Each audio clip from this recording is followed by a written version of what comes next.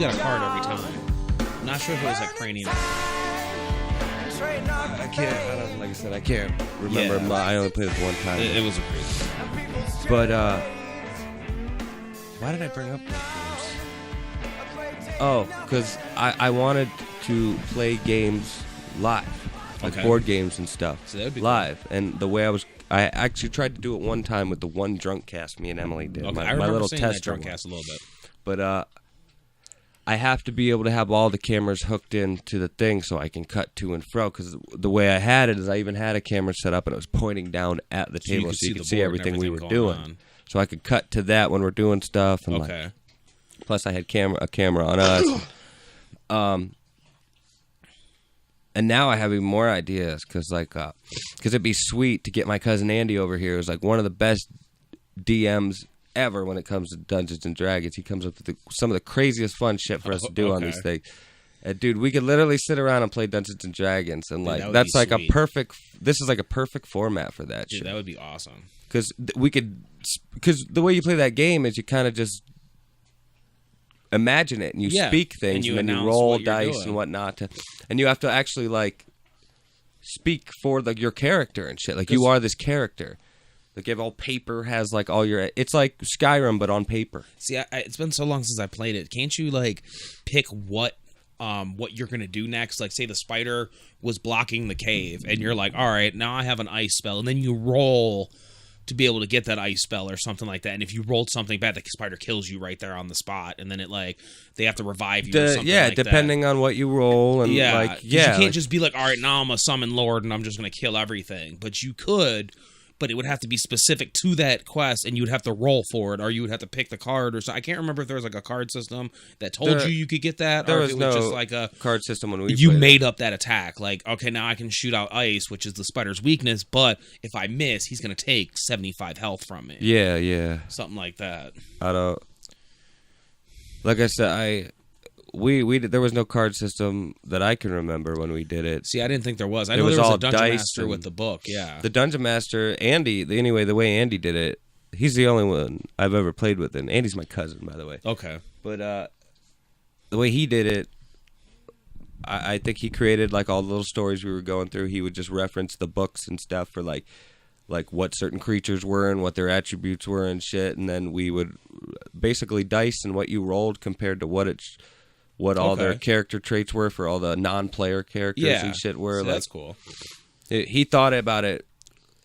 He did it well. You know what I mean? He is the dungeon master. Yeah. So is it pretty much like you just set, like basically just you have a basic format of rules and then you just set them as you go, like the dungeon master? Like I guess I've never been he's like the judge, master. jury, and executioner. Like if you're like I want to do this, and the dungeon master's like that doesn't exist. Like no matter what you roll, you're doing this, and it's going to be like that. I should say that if you wanted to, it's not like there's any rule enforcers. Kind of if you guys want to play with free parking, you can play with free parking. Yeah, exactly. Like, if Andy was like, you know what, I want them to actually win in this battle, no matter what, Andy could drop down, what they need the numbers, a little bit, or like I'm sure he didn't, but I'm saying like really, if it came down to it, he could. Now, when you're going who's through, going to stop like, him? Is it kind of like a LARPing thing to where you're like, all right, we're walking through and then we're going through the cave. Now does the dungeon master step in and he's like, now inside that cave there's a giant spider and you have to figure out how to kill that spider or get around it. Have you watched Stranger Things? Yes. It's kind of like that. Okay. See, that's awesome. Like that's pretty, depending on who the dungeon master, like if you have a shitty dungeon master, it's going to be a shitty time. Yeah. Like if he's not real creative or whatever, like my cousin Joe and even my cousin Andy and stuff, they used to draw maps and have it all figured out before we'd even play the fucking game. Like he was ready, like, all right, this is our quest. This is what we're going to do. Okay. Weird thing about my cousin Andy though is he never wants to do anything ever again. Once it's done, I don't even want to do it. We could start a game and we'll be like, all right, we'll finish this one day. If we get back together, like a few weeks later or something, he's like, fuck that, we're gonna do a new one. I'm like, God damn it, right? I just got my fucking, I'm a lieutenant now, and right, you just moved up the ranks. Yeah, there was the way it was played, it was at a comic book store that I used to hang out with, and all the guys would like meet up every week. So they had like all the figures. They like because he would sell them, and like there was a hobby shop right there. He would sell them, and they would paint them, and so they would have dragons and stuff they can use. They would have their little night warriors they can use, and like they had an entire table with a board and like mountains and like all kinds of craziness. See, that's what did you say that was? It was for Dungeons and Dragons. They had like a weekly, at a comic book store, they had like a weekly meetup, just same with Magic the Gathering. They had like a weekly meetup to where they were able to use, and they just used those as their character. Like they would still speak out like you're saying, they'd have the dungeons, but they would just use that as like place markers. No, you can do that. We never really, I don't think we ever did. He might have gave us a little character to represent us. Okay, yeah. But no, sometimes there was, like in battle, he would put like a graph paper down.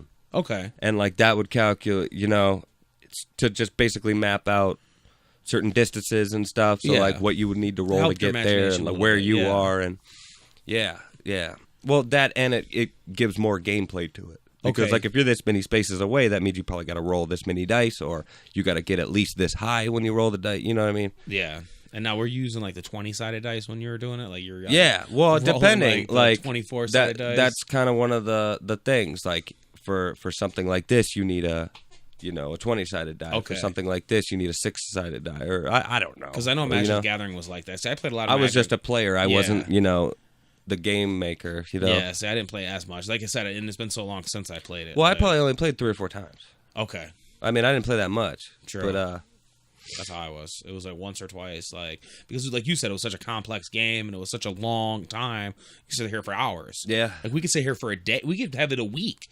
It could go as long as we wanted. If you just saved your spot and you were like, all right. Yeah, technically, if we did it on this table over here, we could just leave everything there. I'd have to keep the animals completely out of this room. Right. But essentially, like. It's not like we got pieces on a board or something. No, like we could just pack everything up and then pass everybody's papers back out to them. Be like, all right, this is where we were. Just write down a reminder or something. I don't know. And we could it could be like a series where like we follow the same storyline with the same group of people. So that would be awesome. Maybe if we have a new person, they come in at some point. Like it's basically like it's kind of like a choose your own adventure game. Yeah. In your mind with the DM, you have all these books to reference and stuff, or that you could incorporate. We could run that like. Leave in the comments what you think the heroes are going to fight next. Like, is it going to be the high elf spider ant, or is it going to be and you could leave in the and whoever votes on the highest villain, and maybe they get up to the points where they're about to fight, and it's like a Dragon Ball Z thing. We spread that thing on like 3 episodes, and they're like, we just keep having them vote on what they want us to do next. I could work some editing magic and shit, and I can right? cut like. Next week on this and previously on and give them updates and that would be crazy. And then like if we did one where we met up like behind the scenes or something and they didn't see that one and they just watched the video, they would, oh crap, shit, kind of like it would give them incentive to follow us on Instagram and stuff. I think that sounds great. I don't have any of the shit to do it though. I have all the shit to film it and make a show out of it, but I don't have anything. I don't have the books or. Well, I mean, we could do it off like the basic game that you got. Like, we could just run like the games you got. We could just run different games. We'll start with those. Yeah, exactly. But like when it comes to Dungeons and Dragons, the actual game, I would have to call up my cousin Andy, be like, "Hey, buddy, I need you. We need you to come over here." And I could get I'm sure him and I could think of a few people that would be totally down to do something. That'd be awesome. Like that. I would just need a bigger space. Yeah, right. Or I'd have to clear a lot of shit out and like really set up for like a day or two beforehand. Or just turn the living room into a set. Yeah, because you just basically need a table in front of you. Yeah, the only problem there is I'd have to find somewhere else to put Ollie because he would be in there fucking bothering the shit out of us the whole time. True, he'd be whining and like trying to get in there. I need to go outside. Yeah, right. He's all of a sudden you turn around, he's the dungeon master. You're like, what even happened here? And your buddy's outside like, bro, you were walking me the whole time. Like, what the hell's going on? Hail, Miguel. Hey, giddy Miguel. Hail. Well, before we get too far into this, welcome to the very first episode of the Buncha Podheads podcast. I am Mark, and this is Jesse over here. Some people know me as Hayward. Yeah, I was about to say, you should probably say something for the podcast, for the audio listeners. Yeah, I mean, I'm Jesse, but you know me as Hayward on Twitter and Instagram and pretty much all of my handles and stuff from my regular Tank. Formerly of the Millennial Podcast. I think we got through like 5 episodes of the Millennial Podcast. I can't quite remember. I feel like all my series end after 5 episodes. I hope this one goes past 5. I'm not doing much better. The farthest I've gotten technically now is 40 because I put a best of J&M out, but J and Mark, which isn't over. No, it's just on a indefinite hiatus for right now.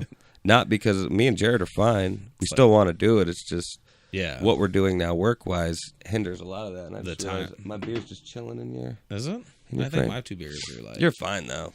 Me, I just feel like an asshole putting it right in the camera. It's but it's like a close-up on the beer. It starts zooming in on it. But, yeah. I forgot what I said. Oh, yeah, we're still planning on doing it. I'm working on a way to make it mobile. Yeah. So we can do it.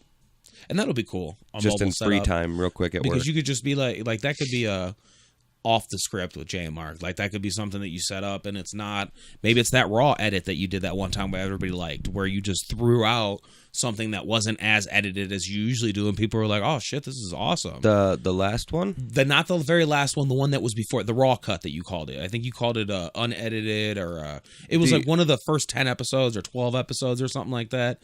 You had a title behind it and it got like 30 or 40 or 50 views on it. I don't remember. I don't remember. The only one I remember not doing any cuts on or very few cuts on was episode 39, and I did that because I wanted people to see what led to the fight at the end. I remember that one being a raw cut, but the degraded cut. Oh no, see that was it was degraded because I had to cut so much out. Oh, because of copyright shit. And I cut it. I made like 4 or 5 cuts of that episode. Damn. And I eventually just had to cut entire parts out pretty much. Yeah. Which made certain portions of the podcast make no sense at all. Right. Because we had to cut out what we were talking about. Like they did that to me when they took down my video, the Black Ops video. I left it up still. It had somehow it had 4 views on it though. I couldn't watch it. You couldn't watch it. Well, I'm like, we could watch it. I couldn't watch it. I went on there. I clicked on it, and it wouldn't let me watch it. It was like it shut down. Oh, I could watch it. Okay, so you wouldn't let me do it. If you were signed on to the account that uploaded it, you could still watch it. I tried. You just can't publish it. Really? Yeah, and it wouldn't let me do it. Wow, it was weird. It was like a completely blocked video. I remember watching it. Yeah, and I realized what it was because when I was using the PlayStation, or no, maybe I watched it before they caught it and took it down. Maybe that's what it was, because I know it was up for a second. Yeah, it went up before and then it went the down bot pretty caught fast. it, and then And what it was the PlayStation cut out like a huge section of that video, and I'm like, I'm just playing zombies, and what it was instead of using the PlayStation editor, I used the in-game editor, and then I sent it over to the PlayStation editor, and what happened was there was all the stuff that they cut out was the copyrighted stuff. Oh. Yeah, so Zombies is copywritten, but only for me. Because, what the fuck? Nobody else. I played all those videos on my rant video that I had.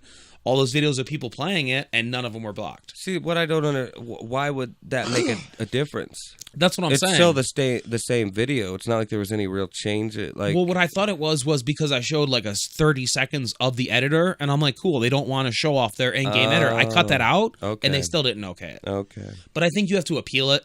I think what you have to do, if that's what it was, I would have had to cut it out, appeal it, wait 30 days for them to try to re-upload it, or say no. I think they have 100. I think they might either have 30 to 130 to where they can be like, yes, or you know what, we reviewed it, we still don't like the video. Oh, gotcha. Yeah. See, I thought about doing a couple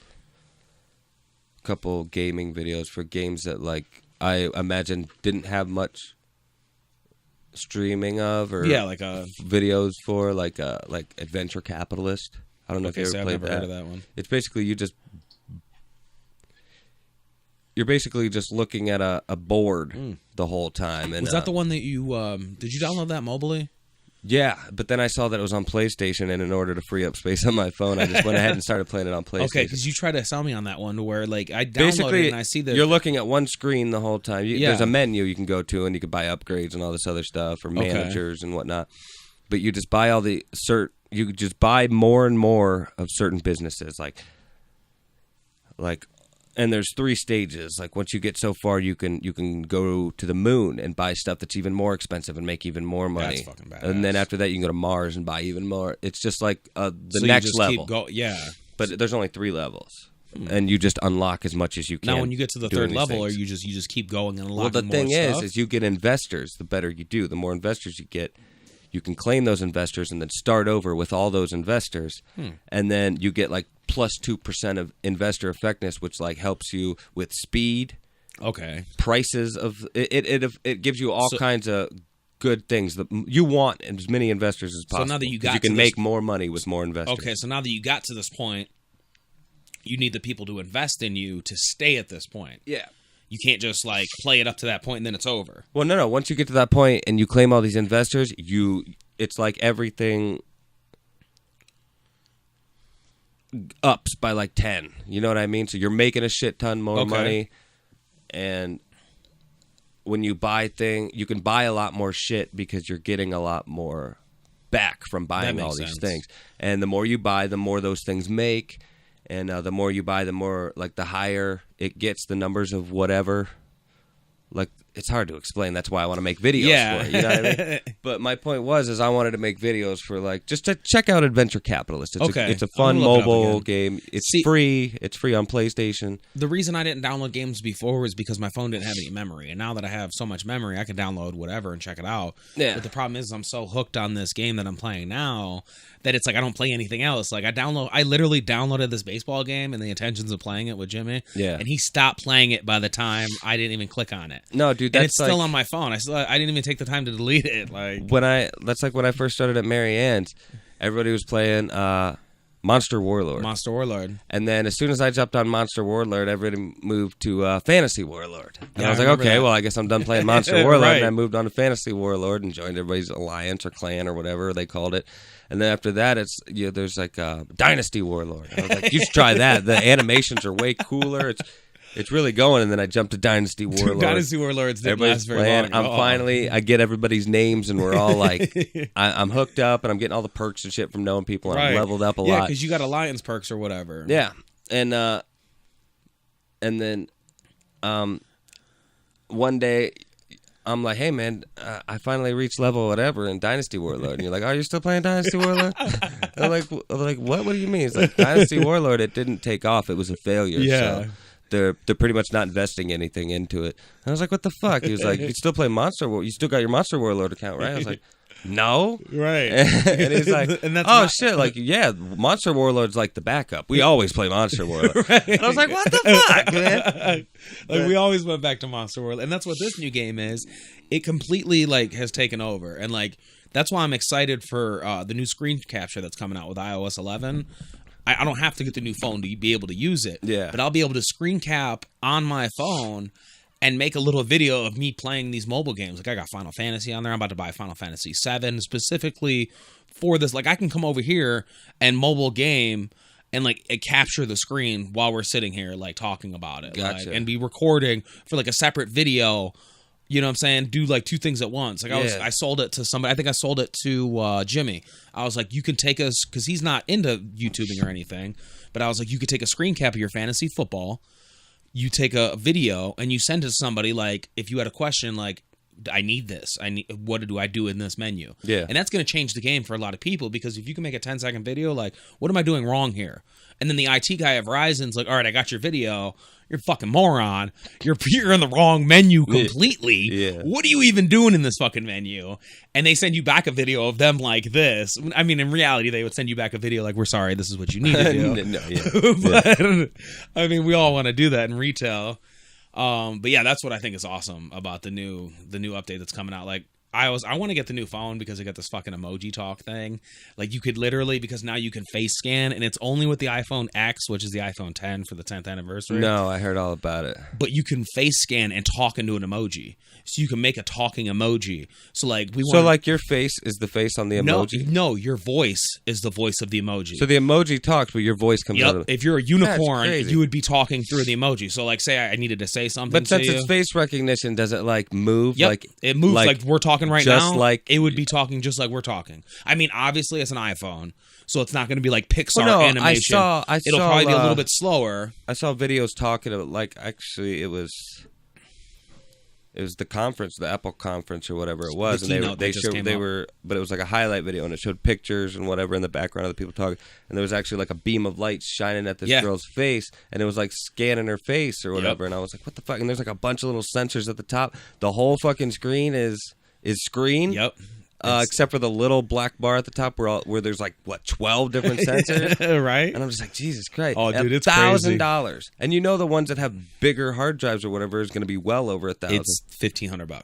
If you get Apple Care, well, there ain't no way I'm ever getting one of those. What it is I'll get that when the iPhone 15's out. You know what I mean? I can get that one next because I got the Sprint plan. So I just switch it up and they just keep leasing me out phones, which is really weird because on this lease, I just got this phone and they say I can buy it for $188.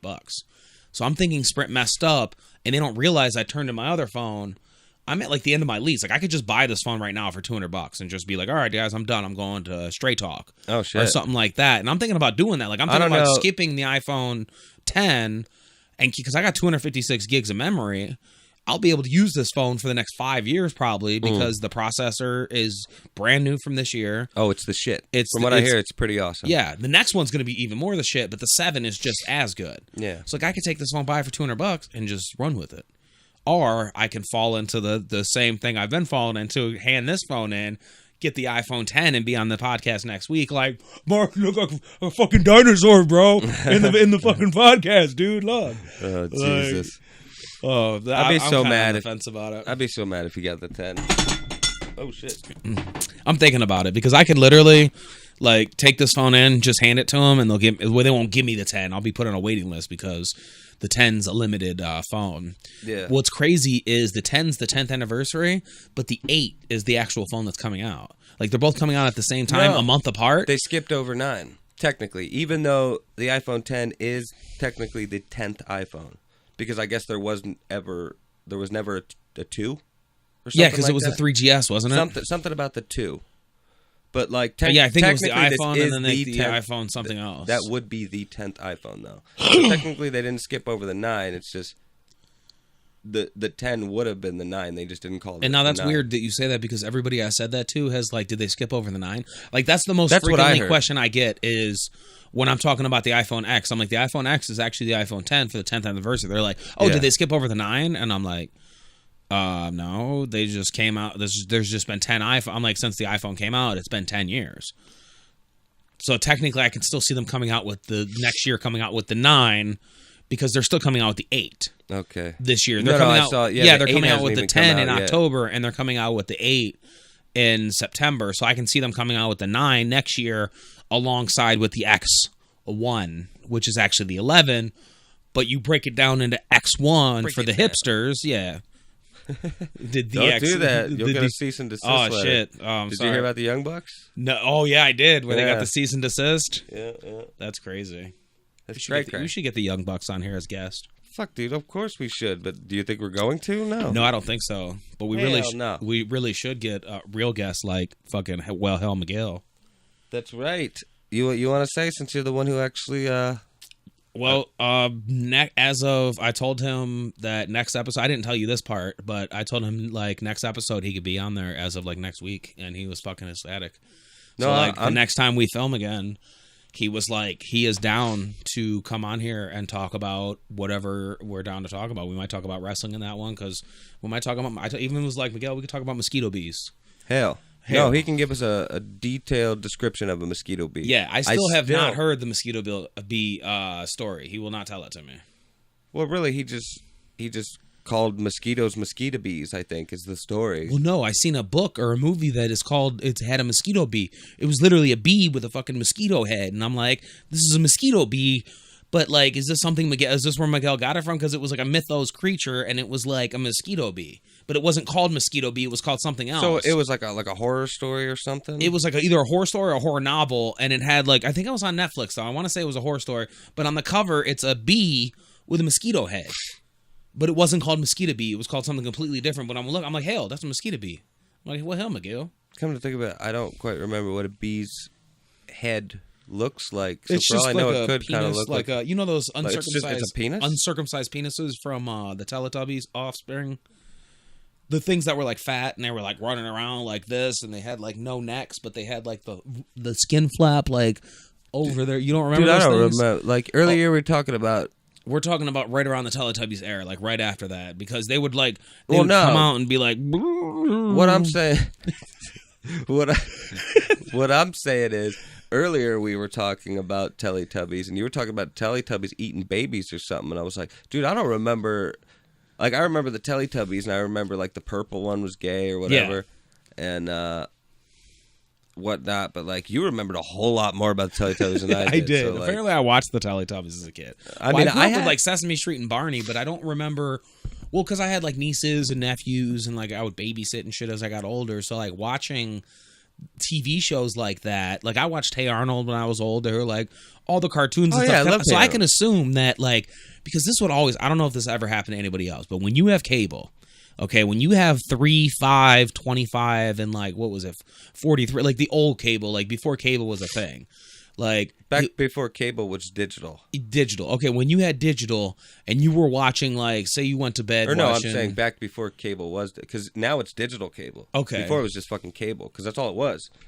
It was cable. Cable ran into your fucking box or whatever. But it gave you basic channels. I think it was like 20 channels or something like that, and you just watched. Yeah, that was basic cable. Okay, and I think you still had to pay for it or whatever. Yeah. Or you could do the antenna thing, and you'd be watching something. You'd be watching like Cartoon Network or something, or you'd be watching fucking Dragon Tales on like Toon Disney.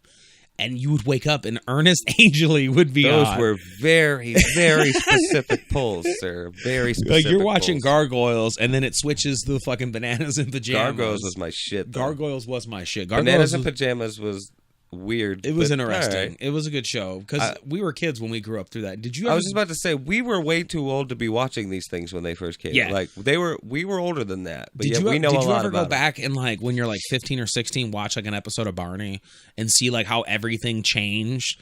Like there was like he had like a sister, and his sister had like a brother, and then the brother had like a kid, and then the kid had kids, and then it was like human dinosaur offsprings. Again, when Barney was on, I was kind of too old. To watch it. Like I'd get made fun of by my older cousins if I watched Barney. I think I'm older than you too, because I'm 30. You are, yeah. So maybe I'm like the weird kid what that the was fuck watching is Barney wrong when with I you? was 7. But like, I'm watching Sesame Street at 15. What I'm saying was Barney was like a guilty pleasure, I guess, because for some reason I did find Barney really interesting when Barney was on, but I was told by my cousins, like, dude, you still watch Barney? I was like, what do you mean? I just started being on. Yeah. But that was like one of the first times I probably ever faced criticism for liking something. You know what I mean? Did you ever see did you ever find yourself, and the whole point I was getting to is you're flipping through the channels, and like Barney or Dragon Tales or Sesame Street would be on, and it would just catch your eye for some reason. You'd be like, and like you're sitting there with the remote about to change the channel, and then you find yourself like, because in your mind you got to know what happens next. Yeah. And like you're like, I gotta know what happens next. However stupid it is, I know the damn bone is gonna be found under the couch cushion, but I gotta watch him do it. Yeah. And then he does it, and you're like, man, this is stupid. Or somebody will walk in the room and they're like, why the fuck are you? You're 25. Why are you watching Dragon Tales? And you're like, I'm watching porn. Leave me alone. You'd rather say you were watching porn. Right, you pull the box of tissues out of nowhere. They're like, well, that's not even real. Like, that's the dog. That's the fucking dog, dude. Oh.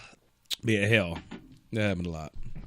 I guess I was like, maybe that was just ADD. You know, you're flipping through the channels, because I always found myself watching like 2 different wrestlings when WCW was on, WWE was on. I always found myself watching like 4 or 5 TV shows at the same time. See, the only time I ever really watched WCW over WWF back then, was when I knew something cool was going on. Okay, like Sting was going to fight or something that night. Like it was the Attitude Era Sting. Yeah, for or WCW, like there was some crazy storyline going on that I just couldn't miss that people were telling me about. I was like, fuck, all right, yeah, right. Well, for the longest time, I couldn't watch wrestling and shit. Okay, I followed it. I watched every pay-per-view, and my friends would tell me what happened and stuff. And so that's what because I'm I didn't doing have cable, because where I lived I couldn't actually get it. It would have cost my parents out the ass to get it to go up this giant hill we lived on. Okay, so that would be terrible. But my dad, once I got to like middle school, my dad, my real dad, not my stepdad, because I lived with my stepdad. Okay. I guess I should specify that before I start talking about 2 different dads doing things. But or they're gonna think I was raised by 2 dads, right? But that's interesting. That's a whole nother podcast. But that's not the case at all. We'll talk about that later. But my dad lived in California, and he actually paid monthly for our satellite, so we could have satellite. It was much cheaper to get satellite up on a hill. So once and they had satellite all the way up until like I moved, like right after high school. Okay. And then finally, like my dad had some financial woes there for a second, so I had to get the shirt off. And my parents didn't really care anyway. For sure. It was mostly for me. But then I did get to watch wrestling. And that's when I would hear about things, and I'd be like, all right, cool, I'll watch a little bit of WCW tonight or whatever, while Raw's got a fucking commercial break or something, or fuck it, Raw wasn't always great, or no. So, or, you know, and then once SmackDown came around, and what was Thursday Night Thunder? WCW? It was Thunder. It was Thunder because it was Nitro. It was Thursday Night Monday Nitro. And Thursday. Was it Monday Night Nitro Thunder. and Thursday Thunder? I thought it was so. Monday Thunder. And correct us if we're wrong. Yeah, people. correct us if we're wrong in the comments or. But I believe it was Thunder was on Thursday, and then Monday Night Nitro for sure. It was Monday Night Nitro for sure. Yes, it definitely. Okay. They might have switched nights at some point for the show. I just remember Thursdays being Thunder. I guess that's what I'm saying. I guess we'll Thursdays are Thunder. That's what I was saying. You were Thursday saying Night Thunder, and then Monday Night Nitro. Okay, so you were right, and I was thinking I confused myself, and then now you are right, and then you confused me. Yeah, you guys can still tell us in the comments if we're right or wrong. Yeah, we could definitely still. We could still be wrong. Yeah, well, one of us is right because we said it both ways. Yeah. So because it's either Monday Nitro or Monday Thunder. Yeah. But so either way, we got it though. We got it now. It's fine. Monday Nitro, Thursday. But yeah, that's what would happen to me. I would switch back and forth. Like a Goldberg segment would be on, and fucking Vince McMahon would be out there talking shit. And you didn't want to listen to Vince McMahon talk shit every week because it was sometimes it was the corporation storyline. Sometimes there was the right to censor storyline. You're like, I don't fucking see Steven Richards right now. You just don't want. Just some fucking match you didn't want to see. Yeah, and then you turn over and like Ric Flair is going against Sting in the main event, and you're like, yeah, I'm going to watch. I'm not going to miss this. Yeah, because, I mean, they both had their points in time where one was better than the other. Oh, most definitely. Like, there was back and forth. That's what made that era so great. Yep. Is because they were competing. There was legitimate competition. One was on top when the other wasn't. Like, back and forth. I still like how it's going right now. Like, people give it shit all the time, but, like, when I turn wrestling on and I watch Raw, the Miz segment against Enzo, he fucking destroyed Enzo. Oh, dude, and that was so good. Oh, it was. Fucking Kevin Owens just destroyed Vince McMahon on SmackDown. Yeah. Like, I feel like... and he said, like, I don't know if you saw my post, but 72 years old. Vince McMahon is 72 years old. That is crazy, dude. 72. And he took, was Kevin Owens, 240 pounds? A fucking headbutt to the head. Yeah. That made him bleed. I don't know how. They said... I don't know if he I'm not sure if it was real or not. It probably wasn't real. But, like, I don't know if he bladed himself at some point or if it was fake blood that he just dabbed on there real quick. Yeah. Or whatever it was, you didn't see how it was done, and it was well done. It was really well done. And then he frog splashed him. I thought, because I saw a spoiler that Kevin Owens, because I watched it the next day. Okay. But I saw a spoiler on Facebook or something that showed me that Kevin Owens attacked Vince McMahon. I thought he did a fucking pop-up powerbomb on him. Okay, yeah. That would make more sense. That's what I thought. I was waiting for that, but he never McMahon. did. He just, I think the last thing he did was give him like a fucking super kick to the face. Well, yeah. Well, he gave him the super kick, and then he drug him over, and the dude was on him like, Kevin Owens, don't fucking do it. And Kevin Owens is like, I guess Kevin Owens said fuck you and jumped off the top. He like said fuck you to whoever that guy was, like, because that's one of the directors or something. Like, he said his name out loud. Like, what I'm getting to here is they're starting to break that kayfabe. Like, they're starting to give people what people are talking about in the comments. Oh, Roman Reigns is protected, and John Cena's a part-timer. They're having that, and they're going at it with each other, and they're saying that shit to each other. Like, John Cena, I'm the only one in the company you can't see. There's definitely a degree of realness there. Yeah. Like, whether or not they're encouraging each other to do this, I don't know. Yeah, I'm not sure. Or they're just but doing it. There's a certain amount of kayfabe there, for sure. Oh, yeah. But there's also a lot of shooting. Well, see, it's all kayfabe, but at the same time, like, they're just feeding the fans, like, comments. Like, the fans are constantly like, you're protecting Roman Reigns, and no matter what happens to Roman Reigns, he's always going to be Roman Reigns, and he's always going to come back after he gets his ass whooped. I'm not saying it's not kayfabe. Yeah. I'm just saying...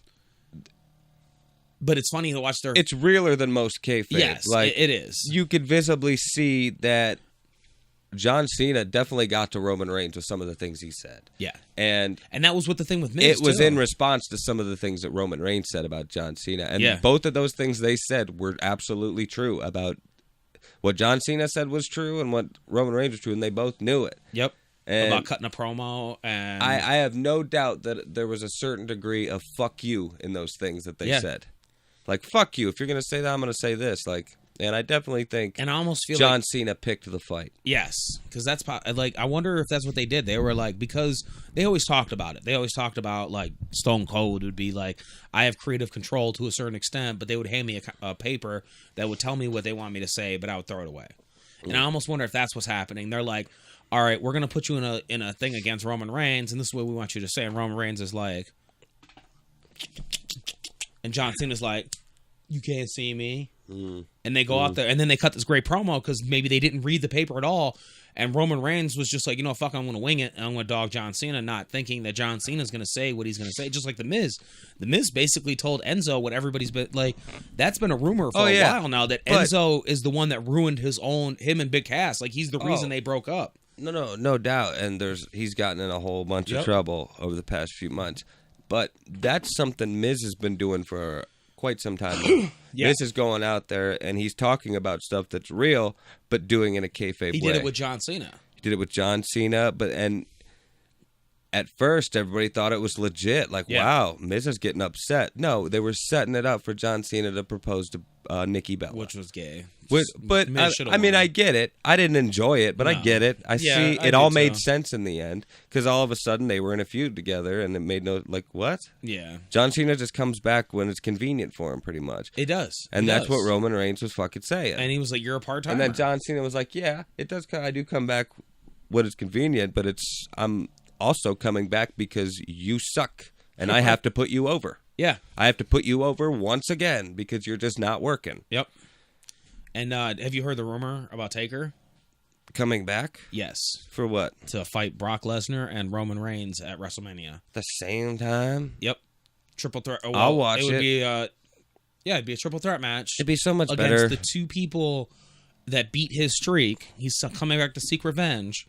I think it would be cool if Undertaker came out there, fought like 3 minutes of the fucking match, and the rest of it was just pyrotechnics. Undertaker's out there fucking, the ring's on fire, and Brock Lesnar F5's the wrong person, and like that supernatural shit that he used to do back in the 90s, like to where he'd whoop your ass, he'd put on a good fight, but then the lightning bolt would come down and hit the ring, and the guy would be stunned, or the lights would go out, and all of a sudden Taker's reigning supreme. Give him his last, because he's going to lose to John Cena next year.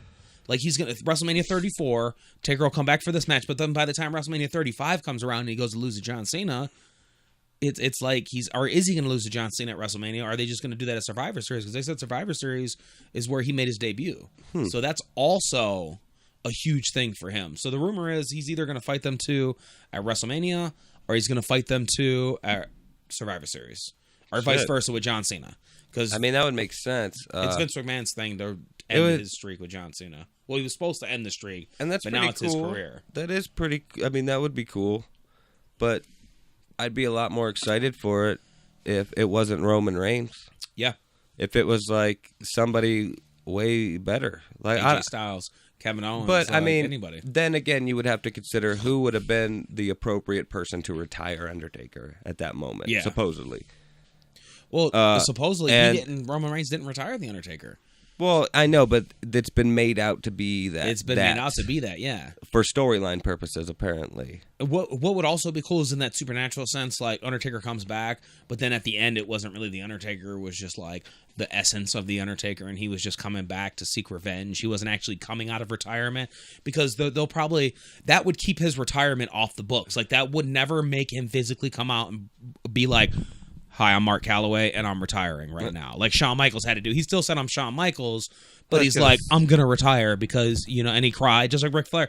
Undertaker's not that person. He's not a regular person to come out and be like, all right, guys, I'm sorry, I'm retiring. And then he starts crying, and he sits there, and everybody's cheering and shit. That's why he laid his shit in the ring, because it's just, that's what he does. He's a biker. He's the dead man. He's the American, and it would be cool if they fucking made it. Yeah. The American dead ass. The American dead ass. He looks terrible too. I mean, who do you think should have retired the Undertaker, like, appropriately? Like, I know you say AJ Styles, but I don't think AJ Styles should have been the man. I was just saying that. Like honestly, who appropriate should have? Triple H would have been better than Roman Reigns. I think the person that should have retired the Undertaker right now, or like in any time in his career. Like 15-0. I would say 15-0. For it to make the most sense, it would have to be now. Somebody that's still wrestling today, someone or that's could still wrestling today, easily come back and wrestle today. Like Shawn Michaels. That's who I'm thinking. I'm thinking either Shawn Michaels, or you have like the only other person that could do it is the Hulk Hogan. Like, say Hulk Hogan never had that whole thing to where... Fuck that. Hulk Hogan wouldn't... Like, I wouldn't buy it. Just like I don't buy Hulk Hogan. I don't buy Roman Reigns. Okay. Like, yeah, because I guess he is a corporate like face. Like, he's the face of the company. He's the one that's just throwing at you. Like, Hulk Hogan do that's actually believable? Yeah, he's a lot of cheese ball. Yeah, he is. He's a marketer. He's a marketing scheme. He's like if you turned an ad into a wrestler. He's a fucking caricature. He's John Cena. Shit, you know what? Yeah, he's the 80s John Cena. Yep, that's exactly what he is. But so fuck that. I guess Shawn Michaels, Ric Flair, who could come out of retirement to fight him? Fucking like if Jake the Snake. Sting would be cool, but I don't think it would be very entertaining. Sting would be. I think Sting, if they would have Sting would be appropriate, but I don't think it would be if great. they did it when they first bought WCW, back when Taker was still not in his prime. Neither was Sting in his prime, but they were 10 years younger. 10 or 15. Well, actually, that's almost 20 years now because I think it was in 99 when WCW got bought out, wasn't it? Or was it 2009? It was close. It might have been like 2000. Okay, so it's at least in the 15-year ago range. It was in the because early if we're talking about the 2000s, Attitude Era, we're talking about 97 to 99 to 2001. So I think WCW would have got bought out in like 2006, 2007. I don't think it was that late. You don't think it was that late? No. So maybe 2002, 2003? I think... It'd still be like 14 years ago? I think it was anywhere from 2000 to like 2003. Okay. So imagine 14 years ago Undertaker going against Sting. And Sting hits... that would be cool. Sting hits Undertaker with a Scorpion Death Drop. But then that means Undertaker would have to retire 20 years ago. Yeah, he would have to retire 14 years ago. Which he would have still been in his prime, in my opinion, then. I mean, in the Attitude Era... Yeah, because it would just be so... Because they're so old now. That was the best version of Undertaker, aside from American Badass Undertaker. Yeah, when he was doing the ministry stuff, when he was like hanging Stephanie McMahon up from a cross. Well, he was still healthy, and he was still able to do shit, fall off of things, get all fucked up. Like, he wasn't broken and an old man. He's old now. He's old. He can't do much. I mean, when he's not the Undertaker in the off time, dude, he looks like an old guy. He does. Can you give me another beer? Yeah. Thank you. Looks bad. But I know you had some topics. I just feel like we're already quite a ways in, and we've been talking about wrestling a lot. Yeah, we could talk about some of the topics. We would go back to the... I did want to make a correction, though, before I forget. Oh, yeah. Yeah, go ahead and make your correction. In the first episode, I said Clint Eastwood was not Clint Eastwood's real name, and it is. See, that blows my mind still. And, like, I forgot you even told me that. Like, the fact that his name was Clint Eastwood... You said it was Clint Eastwood Jr. Clinton Eastwood Jr. That's mind-blowing. Like, yeah, because I would have swore, maybe that's a Mandela effect. That might be. But I would have swore that maybe when I was a kid, somebody told me this. This is what happened. Since I was a kid, I thought that Clint Eastwood was just a character he played, and that became his name, so he changed his name to Clint. That's what I thought. That's what somebody told me. Okay. When I was younger. So my whole life I thought that all the way up until I edited the podcast and was like, I wonder if that's actually the case, because I never really confirmed it. Yeah, I looked it up, and nope, born Clinton Eastwood Jr. That's his father's name was Eastwood. See, so I don't. Maybe his father I'm wasn't wrong. in movies though. I just wanted to make sure people knew I was wrong. I guess Mark was. This is a 1 for the people, -1 for Mark, I guess. Yep. I blew it. We were both wrong in that one. I think I was going with you on that. I was like, yeah, totally, man. It's totally couldn't be. It was like his name was Dirty Harry. Like that was his real name. Yeah. Magnum. Like Magnum was somebody. Wasn't Magnum I don't, dude. Like I said, I'm not a huge Clint Eastwood fan. No, I don't even think Magnum was Clint Eastwood. I think it was like Kurt Russell or something like, or Magnum. not Magnum Russell, PI but, was Tom Selleck. That's what I meant, Tom Selleck. So the only thing I could think of was the mustache. Like the mustache could have its own show. It is one of the most impressive mustaches in Hollywood. But I think the number one mustache in Hollywood is Sam Elliott's mustache. Who's Sam Elliott? You ever saw The Big Lebowski? Yes. The stranger, the guy at the bar that talks to Big Lebowski, the guy who's narrating the whole thing. You ever saw that show, The Ranch, on Netflix? Yes. The dad. Oh, okay. Love yeah, that the guy with the gray hair. Tombstone. But he didn't have gray hair. Yeah, he was in Tombstone. He was in a lot of movies, actually. Yeah, Tombstone's my favorite Western movie. I recognize him. I do know. Love Sam Elliott. Sam Elliott. I even made a post on Facebook. It was like, to Sam Elliott. I said, "Dear Sam Elliott, you make me want to be old. Yes. Keep being awesome. Love, Mark." I believe were my exact words. That is amazing. I bet he took that to heart. He was like, I don't think yes. I didn't send it to him. He was like, "Yes, Mark." I just put "Dear Sam Elliott." Elliott. So that'd be cool if you sent it to him. He probably like, never yes. saw it unless he's Mark. that vain that he looks himself up on fucking social media sites to see what people are saying about it's it. Weird. Have you ever looked yourself up on a social media site? Like, have you ever looked yourself up on Google?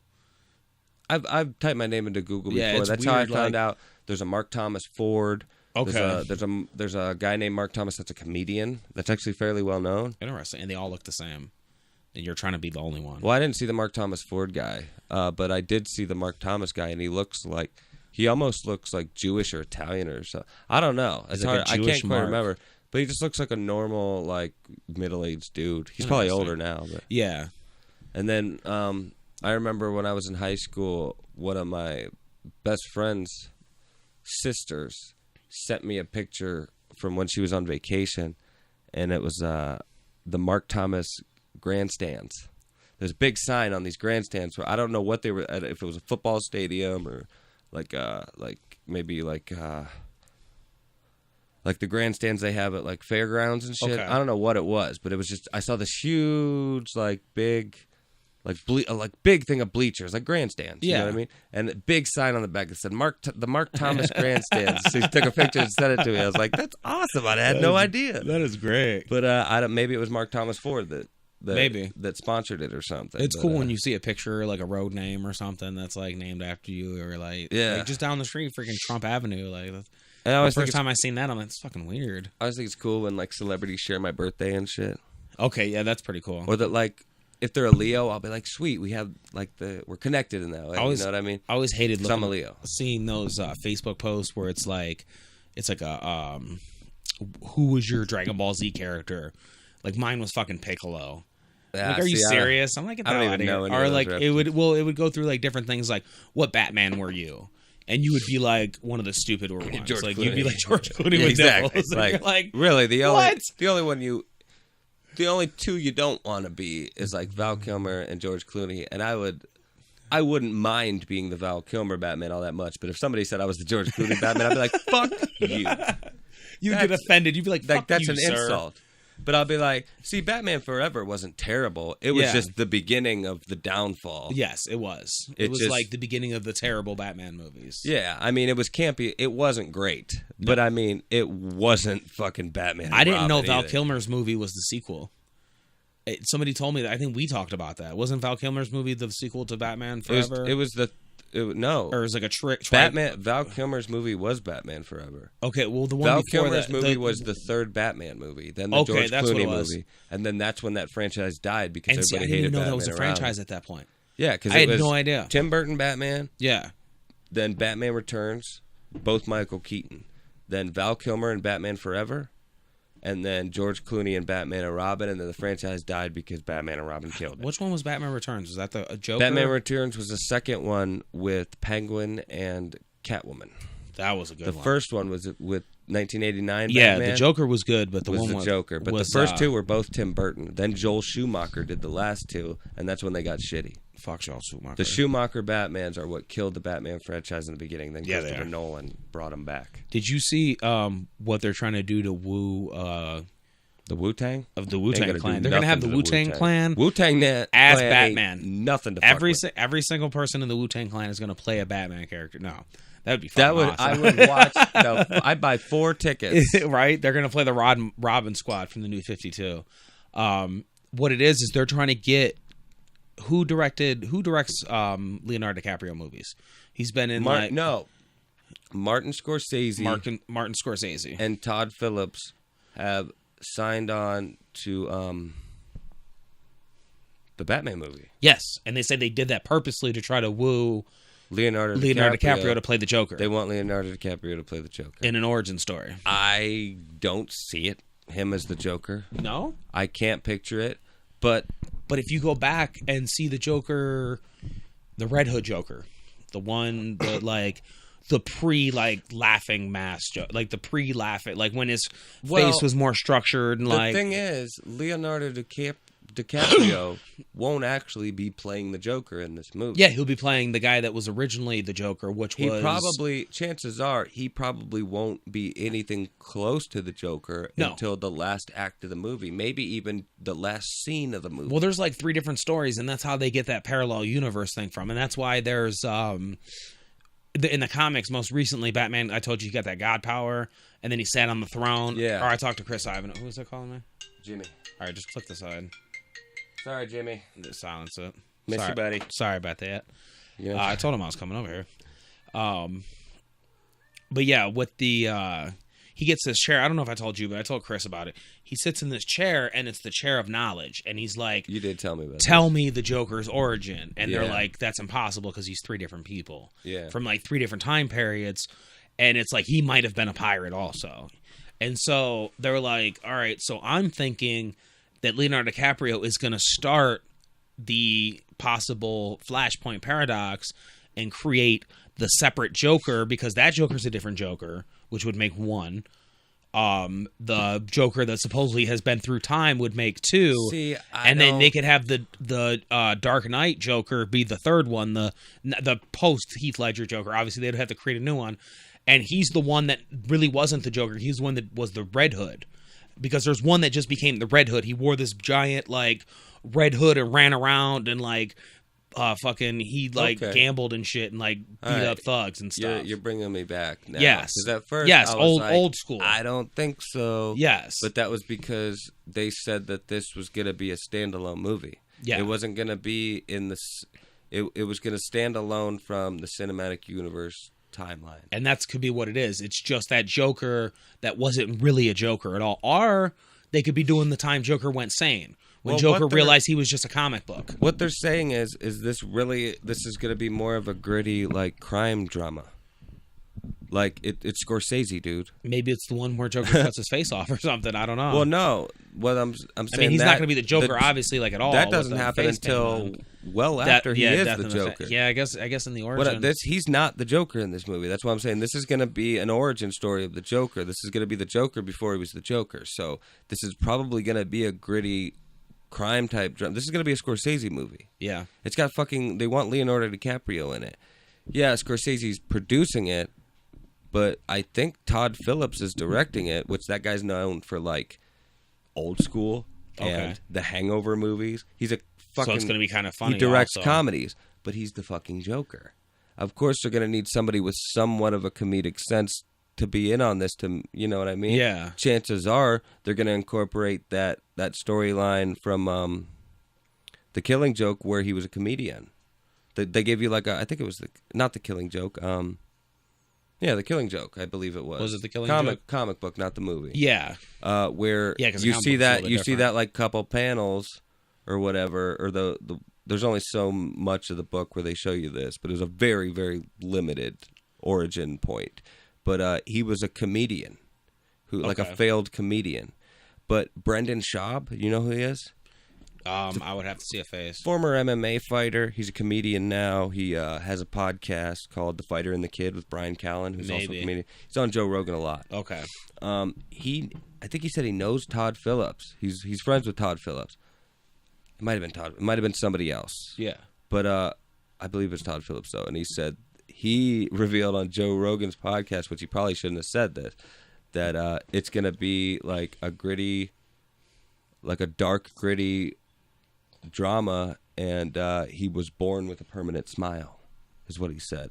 Which I said, that sounds cool, but kind of weird. Yeah. Like, if they do that right, that might be awesome. Right. I don't know. It'd be interesting. I don't know, but I'm curious to see, and like, I mean, I may not be able to buy Leonardo DiCaprio as the Joker, but if they're going that route, he could probably pull it off. And even if he was going to be the Joker half the movie. Yeah. You know what I mean? It's Leonardo DiCaprio. When the fuck has he ever failed us, really? Can you think of a Leonardo DiCaprio movie that you didn't like, at least? What's crazy about this is because they were talking about Leonardo DiCaprio just playing Captain Planet. And like that was like, what? Like seriously. Like they were just talking about him playing like a superhero in that sense, and that's what that whole publicity, like him going up there in the Globe and Globes and being like that whole spiel about like the Earth and like saving the planet and shit was to promote him becoming Captain Planet. That sounds like some kind of like Onion article making fun of Leonardo DiCaprio. Okay, like they want him to play Captain Planet, and this is why. Right? Like, you know it does. I don't know where I about? heard it from. I mean, obviously my sources. They're not confidential. I just don't remember them. It would have been a fucking fantastic Captain Planet if they made a live-action Captain Planet in, like, the 90s, even, like, the late 90s. Scott Hall. Paint that motherfucker like a grayish blue color, give him green hair and shit. He would, and as long as he doesn't talk like Razor Ramon or Scott Hall and talks normal, or they overdub him or something, he would look a lot like. He would, and there was another Planet. person that had a buzz cut like that. Well, Captain Planet didn't have a buzz cut. I remember him having like longer. Wavy, no, he had like a up and a buzz cut. He had like just a crew cut. He had like a fucking general's style, I thought like Dolph Lundgren. The one he might have had a mullet. He had a mullet. He might have had a mullet. He had like a Scott Hall mullet. But like I think he had two mullet. different haircuts. I think he had a mullet at one point in time, and he had a buzz cut. And it wasn't a buzz cut, but it was up and like. If they modernized him at any point in the 90s, that might have been what it gave was. Him more of a it might have been a modernized haircut. But the one I remember was like the 80s, like early 90s, 80s Captain Planet. Like kind of like the fucking. Like imagine Reading Rainbow dubbed over DMX.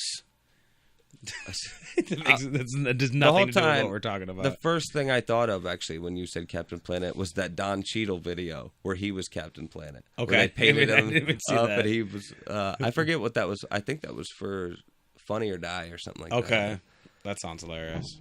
But yeah, I don't know how we got on this. I don't know. Being on comic books, I did want to talk about that dude Hellboy.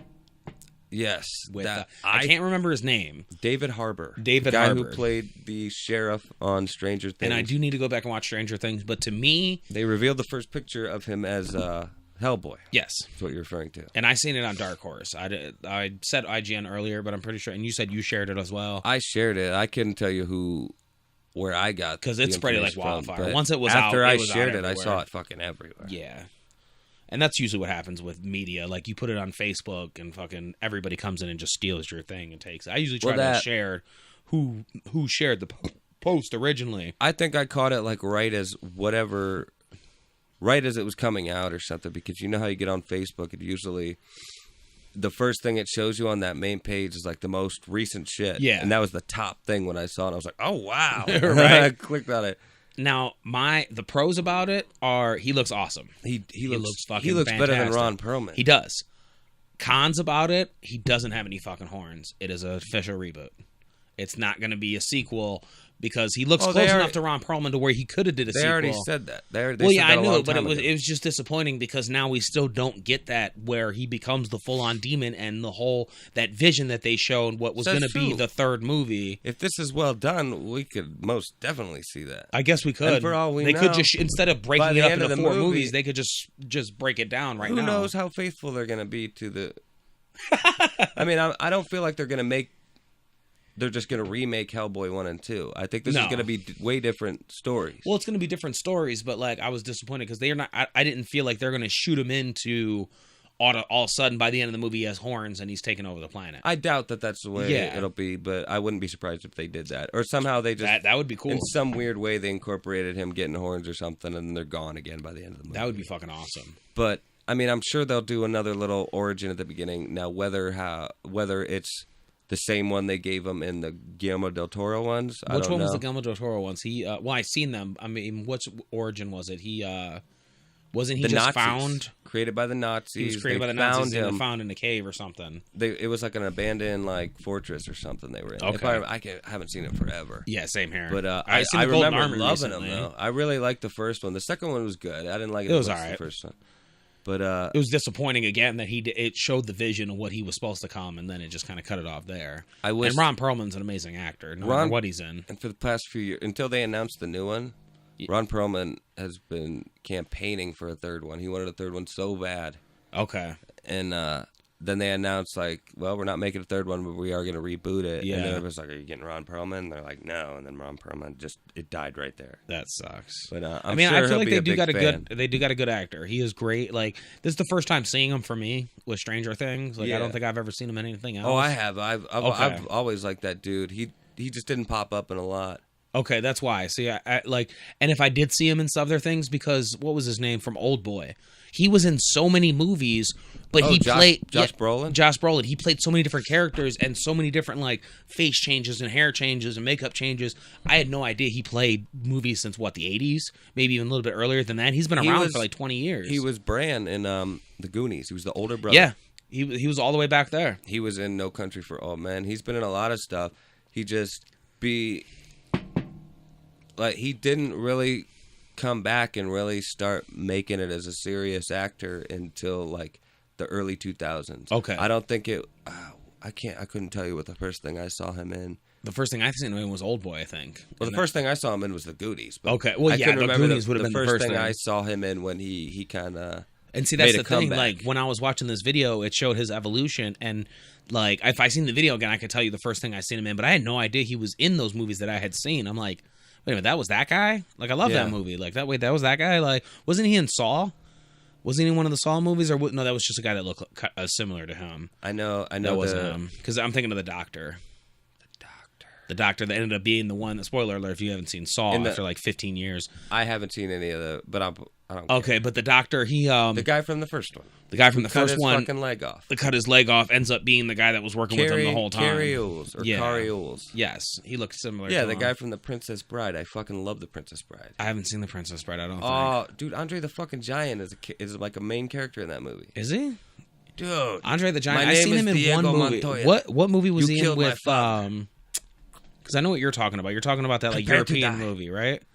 It looks kind of like European-ish, like Andre the Giant, where it's like it's not like modernized. It's more it's like a fantasy movie. Yeah, it's like a fantasy movie. Kinda. I know exactly what you're talking about. What's the movie he plays with Billy Crystal? Where he's like a giant and he plays a giant, and then Billy Crystal's like a little goblin. Yeah, like a little goblin type guy. Princess Bride. Oh, that is what that is. Okay, well, and then I give him this, and his little wife is like nagging him all the time, and it's like a big chocolate pill, and they have to shove it down. Oh, dude, I love that movie. He was killed, and they had to bring him back to life. Dude, that movie is fantastic. I love that movie. Is a Mel Brooks, guy that made Spaceballs. Blazing Saddles. Isn't Mel Brooks still alive? Like 97 now or something like that? He's freaking old. The just Producers. Like Stan Lee. He made The Producers. I saw The Producers on Broadway. Well, not Broadway, but I saw the Broadway show of The Producers. Okay. With, it was the guy. It was Martin Short and Jason Alexander, the guy from Seinfeld, played George Costanza. Oh, okay. And Martin Short, you know who Martin Short is. Yeah, Martin Short. He's been Three Amigos. Clifford. He was the one that's the nerdier guy in Three Amigos. He's the one with the like curlier hair. Super short guy. Red hair. Yeah. Fucking yeah. I watched him play with those two motherfuckers in it. That is awesome. Great. It was fucking awesome. Thank you, Dad. Thank you. Right. That's amazing. I saw quite a few Broadway shows. I saw The Lion King. I saw Hairspray, even though I didn't really want to see Hairspray, but it was all right. Yeah, that sounds like it'd be cool if you see it on Broadway. I saw Beauty and the Beast twice. That's awesome. Beauty and the Beast was sweet. They were all sweet. Lion King's coming out of the live action Lion King. Did you hear about that? Yeah, that shit's gonna be weird. Donald Glover's Simba. Yes. Just can't wait I can't wait to hear Childish Gambino sing I just can't wait to be king. You know right? What I mean? How fucking sweet is that gonna be? Now, he said he's going to stop doing the Childish Gambino. Yeah, he said Childish Gambino's dead. Yeah. That doesn't mean music's done for him. He's just not going to be Childish Gambino anymore. And for the longest time, I had no idea they were the same people. His last album wasn't Childish Gambino. Okay. There was no rap on it whatsoever. No, it was more of a... But it was awesome. Yeah. I still really liked I love that song that they play on the radio right now. The one where... Redbone? I never hear it on I think it's Redbone. Yep. That song's been remixed so many times. Oh my God, dude. Stewie on Redbone. Ludacris on Redbone. Oh, yeah. Fucking Morgan Freeman on Redbone. Tupac on Redbone. DMX. The DMX one was awesome. Yeah, it was. Like the most appropriate. Fucking X Gonna Give It To You, the Redbone. X Gonna Give It To You. Fantastic. Look it up. Same with the DMX Reading Rainbow. Oh, my God. You ever heard him do Rudolph the Red-Nosed Reindeer just pounding on a table? No. Rudolph the Red-Nosed. And he's just panning on a fucking table, and it's awesome. That's hilarious. Did you? Oh, dude, speaking of panning on a table, Nick, I don't know if he tagged me in or just shared it, but he had a video of Ludacris rapping a nursery rhyme, and he's like... And he's like going through, and it's a sick beat, and he's like llama, llama, going, and he just like goes with it. That motherfucker needs to make a comeback. He does. And I love bring back some halfway decent rap. Yeah, because he's not that good in acting. Like, I'm not a big fan of him. Well, he's not Fast making and the Furious. He's not. He hasn't been. Was he in the last one? He was, because Alex. That was another thing Alex gave me, which is future reference. We'll give a little spoiler here. Oh, yes. Maybe episode. You started to talk about that. Let's continue on. Okay, we're gonna have Miguel. Well, Miguel on episode. Which did we probably elaborate 2 on Miguel, or did we just mention it? We talked about it a little bit. We talked about. I can't Miguel remember. I'm drinking now. Yeah, I'm on my second beer. We talked about Miguel coming. We'll talk about it again. I mean, we're for our next episode, we'd like to have Miguel on here, and Miguel will probably be watching this episode. Yeah. This is basically what we're going to do. We can't guarantee anything, but we're shooting for next episode. We're shooting for next episode, and then the episode after that, I'd like to get my buddy Alex on here, and this guy is going to talk about Alex the Hitman Hartman. Alex the Hitman Hartman, and that's what he's going to be called when he comes on here. Love this kid. I love Miguel too, but Alex is my boy as well. And I guess we could actually talk about that. This being the origin of our Buncha Podheads name. Buncha Podheads. Like, Miguel is not a podhead. He's not a podhead, but a pothead. It works both ways, because when it's just me and Mark, it's a bunch of podheads. When it's me, Mark, and Miguel, or Miguel, Mark, Alex, and me, it's a bunch of podheads, and it just works that way. Because does Alex smoke weed? No, he doesn't smoke. So he's not a pod. No, he's not a podhead, but it flows. Yeah. Podheads we do podcasts. I'm definitely a podhead. I listen to podcasts. Yes, but I did when you said it to me, that's the first thing I thought of was podhead when you said podhead. Yeah, but like that's why the shirt's green, which by the way, I guess I won't. Did you want to plug the t-shirt? We are over an hour in already. Okay. But I figure we'll go until the fucking tape stops. Right? Okay.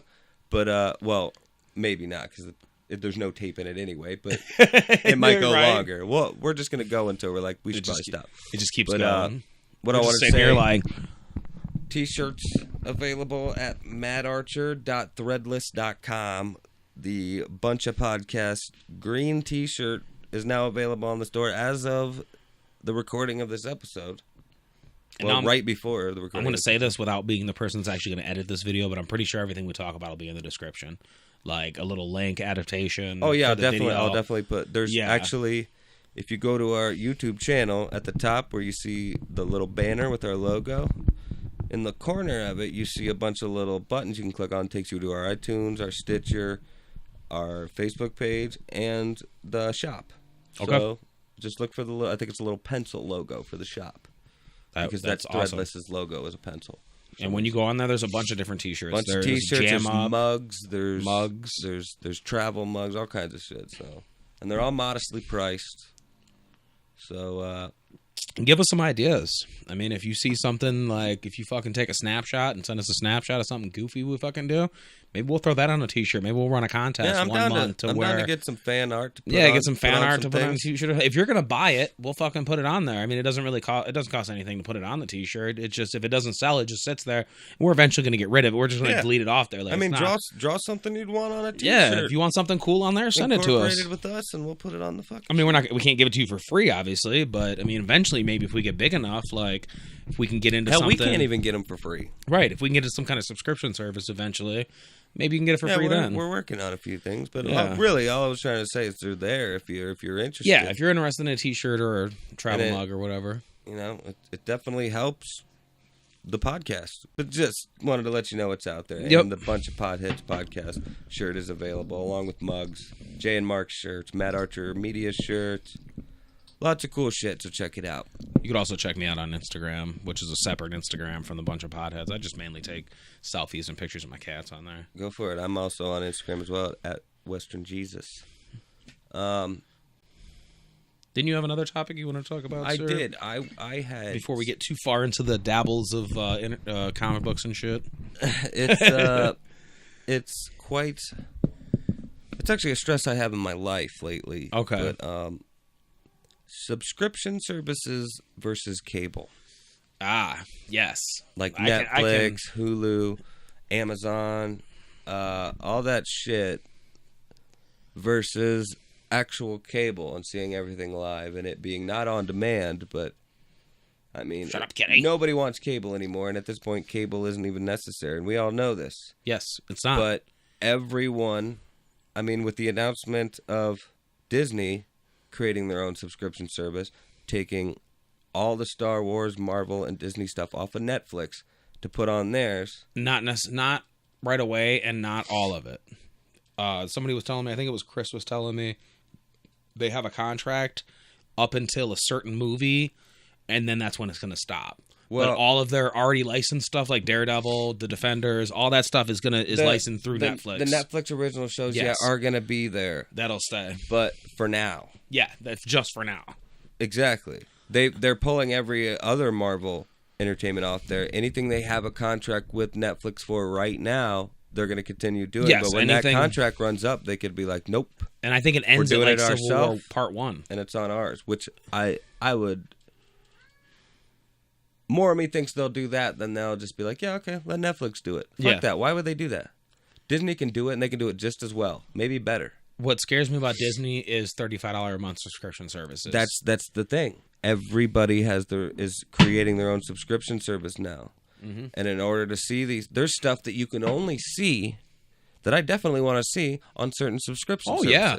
I would love to have leads Hulu me to go stream it somewhere for free or something. Obtain it in a not so legal fashion. You know what I mean? Because I can't afford to pay for 10 subscriptions. That's $100. Yeah, because I would love to have HBO for Game of Thrones, and there's a couple other shows on there I want to watch. I would love to. Your cat's blocking the camera. Get the fuck out of here. I would love to be able to have Hulu to watch wrestling. I would love to be. I have Netflix now. And then what I miss about cable, because I haven't had cable in like 5 or 6 years. I was just talking about this at work the other day. What I miss about cable is honestly being able to watch nothing while watching everything at the same time. Like when you can't flip through the channels on Netflix. No. You can't flip through the channels on a streaming service. It's a lot harder to discover new things. It's a lot harder to discover new things. When you're watching a YouTube video, that's why sometimes you binge watch 15 of them. Because after 3 of the same, they're like, we're going to throw you something new that might be off the wall. And then you're like, who's this guy? But the decision's made for you. The decision's made for you, I probably spend just as much time looking for something on Netflix as I do watching something on Netflix. Yeah, same here. I mean, I get frustrated, and then I won't watch something on Netflix just because I can't decide what the fuck I want to watch. You don't know what genre you want, and you end up sitting there probably playing on your phone, or just you went through the whole search engine for a half hour, and you're like, I'm just going to go to bed. Yeah. Or you've been watch something else. Off for 2 days, and you've watched everything you wanted to fucking watch, and now you're just like, well, I pretty much watched anything I really want to see. And that's what I miss about cable, because cable would allow you to, you would be flipping through, nothing would be on. You'd be like, nothing's on. But then you would always have Courage the Cowardly Dog. Or you would always have a movie would be on Showtime. Or you would always have, oh shit, the wrestling's on, I could watch that. Yeah. So between Monday and Saturday, and even Sunday, you would always have, because you wouldn't be at home all day, obviously. You still work now. Yeah. But you would be able to, like, it's that streaming, like you said, it's not pre-picked for you. You're not watching the same thing. Like, it's sometimes like I don't even want to watch a new movie now sometimes because I've watched so many movies. Yeah. And I'm like burnt out. I'm like, dude, I just want to watch a show. No. Like I want to watch. I want to be able to know that in 45 or 20 minutes, if I don't want to watch anything anymore, I don't have to. Yes. But I could change the channel. Movie will be like, I'll be like, all right, I kind of want to watch something for a while I'm doing this. I'll put on a movie and I'll just like fucking look at it while I'm fucking around the computer or something. And that's what I do now with my phone. I'll be fucking around on my phone. Or if it's a movie I really want to see, I'll actually stop and watch it. Oh, yeah. If it's a movie I really want to see, like... Yeah. Subscription service versus cable. We might have already went through that. My opinion, though, on that is... well, I know we went through my I'd rather have subscription services, but after a while, you need so many subscription services to watch all your shows that are on all these different networks that you're going to be paying just as much or more than you would be for cable. Yes, I agree with that, because if I had all the subscription services I wanted, the WWE Network, Netflix, Amazon Prime, Hulu, that's 4 right there. We'll say all of them only cost, which they don't even cost $10 a month. We'll say Amazon Prime's $100. Well, you get that one payment out. In the end, though, it's basically like if you round up, it's $10 pretty much. Okay. Most of them you'll say them all. They're all like $9 to $10. $9 to $10. So you're spending $40 to $50, and you got like 5 subscription services when you could literally just like have a cable bundle for what was a cable breakdown to like $20, and you get like 900. Well, when you buy a bundle. because it's like $45 for the. No. Well, I thought it was $110 because it's like $45 for the this, cable, like $30 for this. Technically, for the cable, it's $30. Okay. But in order for it to be $30, it has to be bundled. So you have to have for the cable, phone, the internet, and internet. $30, $60, $90. But that's still cheaper than... It's still cheaper, but you don't need a fucking phone and you don't need cable if you have internet. True. All I want is internet. Now, you can't just get internet and cable. You can, but you're paying more than $30 for each. Yeah.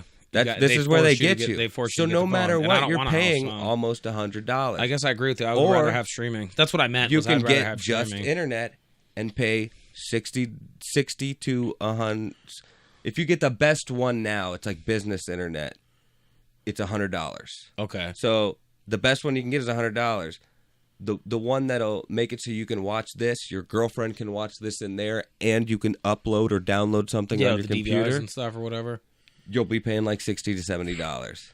That's crazy. That's where they get you. Oh, it's only $30 a month for cable, but you have to get the other two things, making it $90. So pretty much you're paying like $100. You're spending $100 on that versus $50 on 5 different subscriptions. Maybe Netflix, Hulu. Well, I'm saying if you wanted everything. I mean, 5 things aren't going to give you every show you like. You know what I mean? Before you know it, each channel, each network will have a fucking subscription service. You know what I mean? Yeah. The way it needs to be done, I think, the only thing I could think of, though, because after a while, you're going to be paying $100 if you want all these subscription services. There's a show I still can't watch. I can't even find it illegally. Yeah. And it's called Pop Culture Quest with Mark Hamill. Mark Hamill plays Luke fucking Skywalker. It's his show. He goes around to people who have crazy and giant collections of pop culture stuff. Okay. Show's right up my fucking alley. And he'll go there, he'll meet the people, he'll film their collection, he'll have them talk to you about it, where it started, how they got into it. Show sounds fucking awesome. You can only watch it on Comic-Con headquarters. What the fuck is Comic-Con headquarters? It's like a YouTube channel and a website and shit. But it's a subscription service they do. So you'll have to pay a certain amount of money just to... I want to watch that show so fucking bad. The only way I can watch... It's not like they put it out on Blu-ray. You can buy it on Amazon, but then you buy it on Amazon. That's weird. You don't buy it on Amazon. You pretty much subscribe to Comic-Con headquarters through Amazon. So even shit like that. If I want to watch videos of Hollywood Babylon, a podcast, it's a $10 subscription service on smodcast.com or whatever. Or hollywoodbabylon.whatever. Wow. In order to truly see everything you want to see, that used to just all be on cable, you know what I mean? Yeah. You're going to be paying you're going to be paying just as much or more for cable. And I wonder if they're like doing that purposely to counterbalance the monopoly, like because the streaming service versus cable, either one could be the bee's knees of each of them. Like either one could be the fucking spoon. Like either one could be like, all right, we're going to invest $5 billion and we're going to pick up every fucking thing. We're going to own Disney. We're going to fucking own the streaming rights to this. Yeah. And then our cable, vice versa, could be like, all right, we're going to lower our prices. We're going to take away the bullshit with the cable and the internet. Yeah. We're just going to give them cable for $30 a month and we're going to fucking rock streaming. And we're no box, no nothing. You just pay $30 a month for a subscription service and you get everything you need. But there's no way you could do that for that fucking cheap. No, it's not. Way. It's impossible. You're going to have could deals do it if you did everyone. $30 a month without HBO, Showtime, basically all the HD channels. Like if you gave people 400 channels for $30 and started it there and go up to 1,500 channels for $75. Yeah. That would be worth it.